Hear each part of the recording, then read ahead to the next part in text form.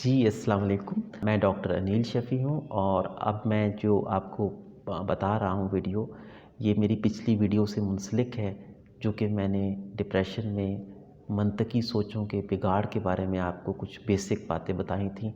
आज मैं आपको वो बातें बताऊँगा जो साइकोलॉजिस्ट यूज़ करते हैं इन मनफ़ी सोचों के बिगाड़ को बेहतर करने के लिए। उसमें हमारे पास कुछ मख़सूस तरह के टूल्स होते हैं जो हम यूज़ करते हैं।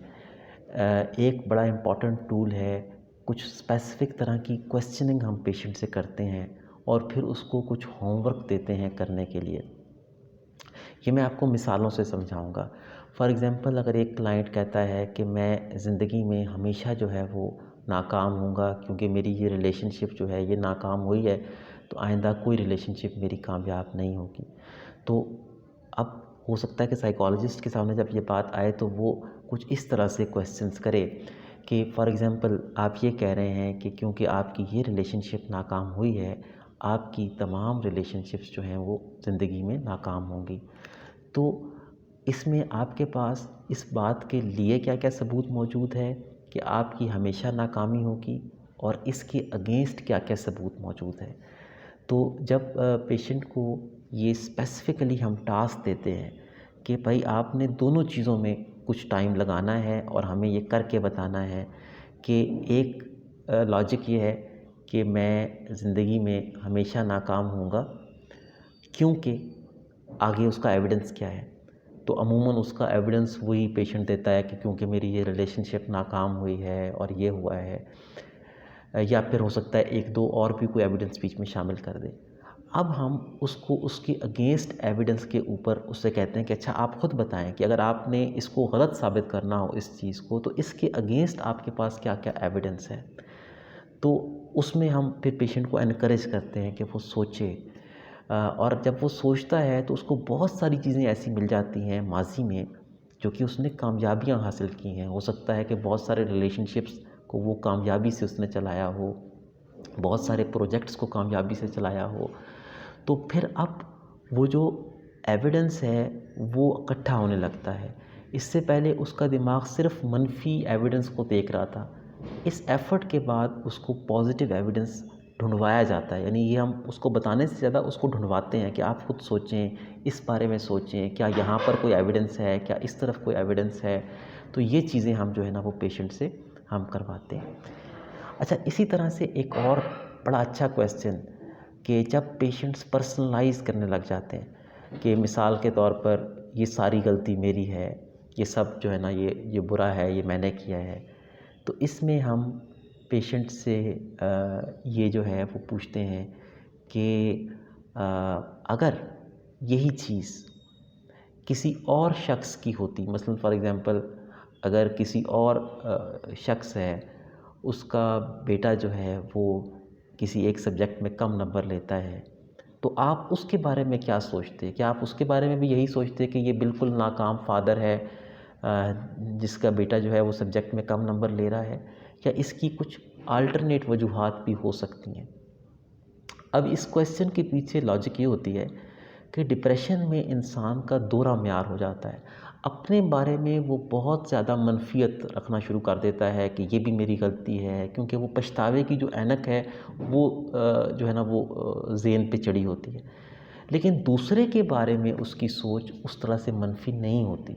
दूसरों के बारे में उसकी सोच ये होती है कि हाँ, मैं अगर मेरे किसी फ्रेंड का बेटा इस तरह से हो जाए तो मैं उसको ये कहूँगा कि ठीक है, नाकामियाँ होती हैं, बच्चे की एक थोड़ी-सी हुई है इश्यू, लेकिन इसका ये मतलब हरगिज़ नहीं निकलता कि आप एक नाकाम पेरेंट हैं। आपने ज़िंदगी में बहुत सारे अच्छे काम किए हैं अपने बच्चे के लिए और कामयाब तरीके से आप चले हैं। ये एक थोड़ा-सा सेटबैक बच्चे की लाइफ़ में आया है, इंशाल्लाह एफ़र्ट के साथ इससे भी आप निकल जाएँगे। तो अब फिर उसको रियलाइज़ होता है कि यार, जब ये बात मैं इमेजिन करता हूँ कि मेरे किसी दोस्त पे आएगी या किसी और रिलेटिव पे आएगी तो मेरा रिस्पॉन्स इस तरह से होता है, तो अपने बारे में मेरा रिस्पॉन्स ऐसा क्यों है? तो ये दोहरा मेयार जो है वो शो होता है और इससे फिर बंदा अपनी सोच की इस्लाह की तरफ जो है ना वो ध्यान देता है। इसके अलावा एक और चीज़ कि हम अक्सर बंदे को ये रियलाइज़ करवाते हैं कि अच्छा, आप ये सोच रहे हैं कि मिसाल के तौर पर कि मेरी ये चीज़ सही नहीं हुई, इसका मतलब है कि मेरा पूरे का पूरा प्रोजेक्ट जो है वो ख़राब हो गया और मेरी जो है वो बहुत बड़ा नुकसान जो है ना मैंने अपना कर लिया है। तो हम पेशेंट से ये कहते हैं कि क्या इन हालात पे देखने का कोई डिफरेंट नुक्ता नज़र हो सकता है। जैसे मिसाल इसकी ये लें कि जी एक पेशेंट है जो ये कहता है कि मैंने अपने दोस्त को फ़ोन किया और उसने मेरा फ़ोन रिसीव नहीं किया, और इसका मतलब वो ये निकाल रहा है कि लोग मुझे अवॉइड करते हैं क्योंकि वो मुझसे मिलना पसंद नहीं करते। तो जब एक पेशेंट इस तरह से आपके पास लेके आता है तो हम उससे ये कहते हैं कि ठीक है, ये तो एक तरीका है देखने का, क्या इसी सूरत हाल को हम किसी और नुक्ता नज़र से भी समझ सकते हैं, कोई और वजह भी हो सकती है आपके दोस्त की फ़ोन रिसीव ना करने की। तो फिर जब वो एफ़र्ट उसको करवाई जाती है, वो सोचता है, तो वो कहता है कि हाँ, हो सकता है उस वक़्त वो बिज़ी हो, या हो सकता है कि उसको कॉल बैक करना याद ना रहा हो, या और कोई उसकी मजबूरी हो जिसकी वजह से वो ना उठा सका हो। तो अब उसके जो दूसरा साइड है, जो पॉजिटिव साइड है एविडेंस की, वो भी आना शुरू हो जाती है। तो वो चीज़ों को एक पर्सपेक्टिव के अंदर, एक तनाज़ुर में देखने के काबिल जो है ना वो आहिस्ता-आहिस्ता होना शुरू होता है। फिर हम उसको ये बताते हैं कि अच्छा, एक तरफ आपने ये बताया कि ये पॉसिबिलिटी है, वो जो अल्टरनेट व्यू है, और दूसरी तरफ आप ये सोच रहे हैं कि मेरे दोस्त मुझे बिल्कुल पसंद नहीं करते इसलिए मुझे अवॉइड कर रहे हैं। और अगर आपके पास, क्योंकि आपके पास गुंजाइश तो दोनों व्यूज़ रखने की है, जो भी आप रखना चाहें आप रख सकते हैं। आइए अब हम बैठ के ये देखते हैं कि आप ये वाला जो मनफ़ी व्यू है ये अगर रखेंगे तो इसके क्या नताइज होंगे आपकी ज़िंदगी पे, और अगर आप ये वाला पॉजिटिव व्यू रखेंगे तो क्या नताइज होंगे, फ़ायदे और नुकसानात क्या होंगे। इस चीज़ को हम कहते हैं कॉस्ट बेनिफिट एनालिसिस। यानी एक व्यू के जो है ना वो फ़ायदे क्या हैं और नुकसानात क्या हैं। अगर मिसाल के तौर पर वो शख्स ये कहता है कि जी मेरे दोस्त ने फ़ोन नहीं उठाया इसलिए जो है ना कोई मुझे पसंद नहीं करता दोस्त, और मेरे से मिलना नहीं चाहता। अब इसके बेनिफिट्स तो कोई ख़ास नहीं हैं, लेकिन इसके नुकसानात बहुत सारे हैं। नुकसानात ये हैं कि अब वो अपने दोस्तों को अवॉइड करेगा। जब दोस्तों को अवॉइड करेगा तो ज़ाहिर है कि दोस्त आहिस्ता-आहिस्ता उसको अवॉइड करना शुरू कर देंगे, और ये जो खलीज है ये बढ़ती जाएगी, और मज़ीद जो है उसका डिप्रेशन जो है वो गहरा होता जाएगा। तो ये उसको हम खुद करवाते हैं, हम बताते नहीं हैं, हम उससे खुद पूछते हैं और उसकी सोचों को साथ लेके चलते हैं। क्योंकि जो मंतकी सोचों में बिगाड़ है उसको अब हम सपोर्ट कर रहे हैं अपने क्वेश्चनिंग के ज़रिए से, उसके जो मंतकी पार्ट है ब्रेन का उसको स्टिमुलेट कर रहे हैं अपने क्वेश्चंस के ज़रिए से। अच्छा, अब जो दूसरा अल्टरनेट व्यू है कि मेरे दोस्त ने मेरा फ़ोन नहीं उठाया, हो सकता है उसको कोई ज़रूरी काम हो, या हो सकता है वो भूल गया हो कॉल करना, या किसी और वजह से ना उठा सका हो, कोई मजबूरी हो, इमरजेंसी हो। तो जब ये सोच हम रखते हैं तो इसके अब बेनिफिट्स क्या हैं, नुकसानात क्या हैं, ये पेशेंट से कहते हैं कि कैलकुलेट करके हमें बताएं।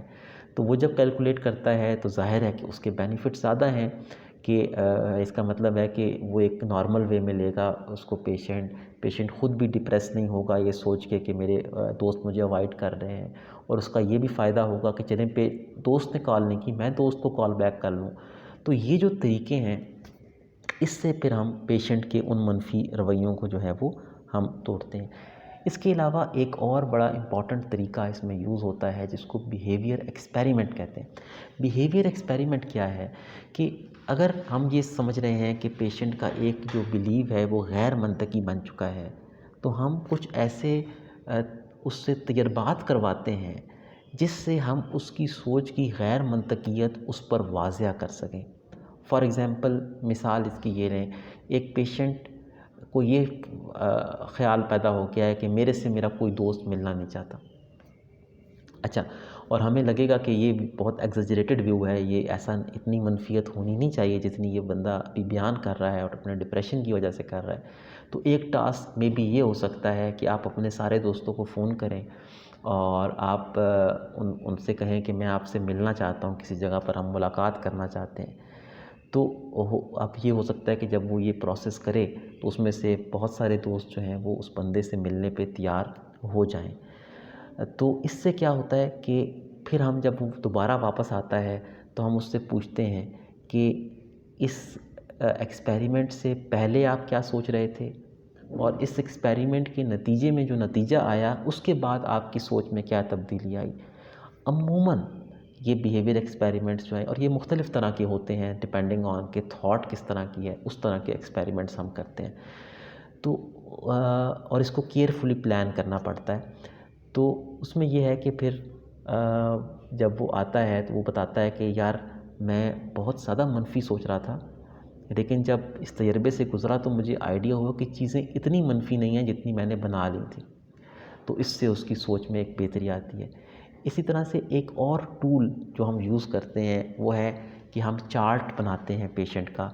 एक होता है पाई चार्ट। पाई चार्ट होता है जिस तरह एक पाई या एक पिज़्ज़ा जो है वो गोल शक्ल का होता है, तो उसके अंदर जिस तरह पिज़्ज़ा के भी मुख्तलिफ़ हिस्से होते हैं, तो हमने वो एक तरह से हिस्से बनाए होते हैं और हम पेशेंट से ये पूछते हैं कि आप और ये ख़ास तौर पर उन पेशेंट से जो पर्सनलाइजेशन का शिकार होते हैं। जैसे मेरा अगर बच्चा इस इम्तिहान में फ़ेल हुआ है या इसके नंबर कम आए हैं, तो इसका मतलब है कि मैं बिल्कुल एक बेकार जो है ना वो पेरेंट हूँ, फॉर एग्ज़ाम्पल। या अगर ये चीज़ ठीक नहीं हुई मेरी फैमिली में या मेरे कारोबार में, तो इसका डायरेक्ट ज़िम्मेदार मैं हूँ। उससे हम बैठ के ना एक पाई चार्ट बनवाते हैं कि अच्छा आप मुझे ये बताएं कि ठीक है, जो चीज़ बुरी हुई वो ये हुआ कि आपके बच्चे के नंबर कम आए। अब आप मुझे ये बताएं कि इस नंबर कम आने में किस किस चीज़ का हाथ हो सकता है। एक तो आपका अपना हाथ हो गया, ठीक है, वो तो हम मान लेते हैं, और किस किस चीज़ का हाथ हो सकता है। तो मे बी वो ये कहे कि जी बच्चे ने मेहनत नहीं की, बच्चे को खुद मेहनत करनी चाहिए थी, अब वो क्लास में है कि वो उसको खुद पढ़ना चाहिए था। तो एक पार्ट हम बच्चे का वो आ जाता है।